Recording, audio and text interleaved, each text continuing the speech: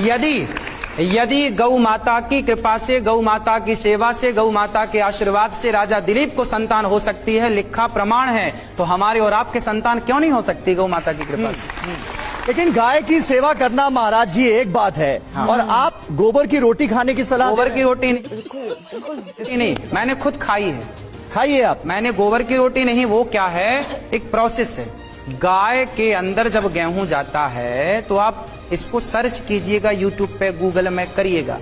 उस गाय के अंदर जब वो गोबर जाता है और जब वो गोबर गाय के अंदर गेहूं जाता है और वो गोबर के द्वारा बाहर आता है, उसके जो सामान्य गेहूं है और उस गेहूं को आप देखेंगे तो दोनों में अंतर होता है ना। और वो गाय कोई पशु नहीं है। गाय इसलिए हम सनातनी लोग माता कहते हैं, गावो विश्वस्य मातरः। तो गाय को माता क्यों कहा जाता है? सामान्य जानवरों से कुछ विशेषता होगी तब तो गाय को माता कहा गया।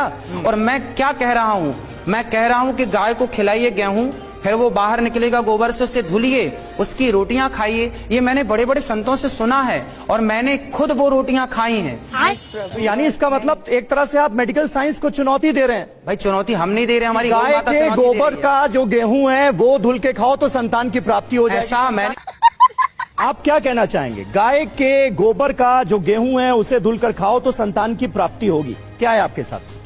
देखिए, पुरानी किताबों में तो बहुत सारी ऐसी बातें हैं जो मिथ्या है, पहले उनकी खोज रघुवंशम को आप मिथ्या कह रहे हैं?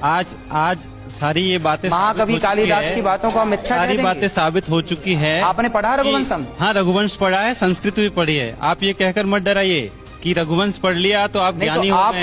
आप उसको हमने पढ़ा है।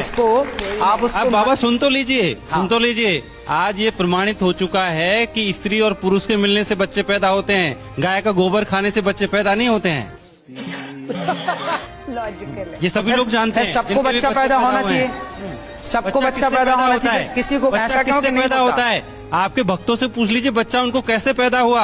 अच्छा ये बताइए, आपने कहा कि स्त्री पुरुष के मिलने से बच्चा पैदा होता है, तो सारे स्त्री पुरुष तो मिल रहे हैं, फिर भी क्यों बच्चे पैदा होने की? इसलिए जनसंख्या बढ़ रही है, इसलिए जनसंख्या बढ़ रही है, इसलिए हम 150 करोड़ हो गए हैं। अरे भाई फिर ये केस क्यों है कि गाय का गोबर खा के नहीं हुए हैं 150 करोड़? ठीक है, बात तो सही है।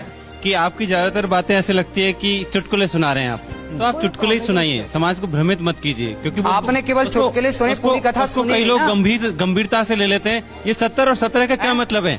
ये एक चुटकुला है। अभी हम कोई बात कहेंगे तो आप करें आप बचपने की बात कर रहे हैं, और आप तो बचपने से भी नीचे चले गए हैं।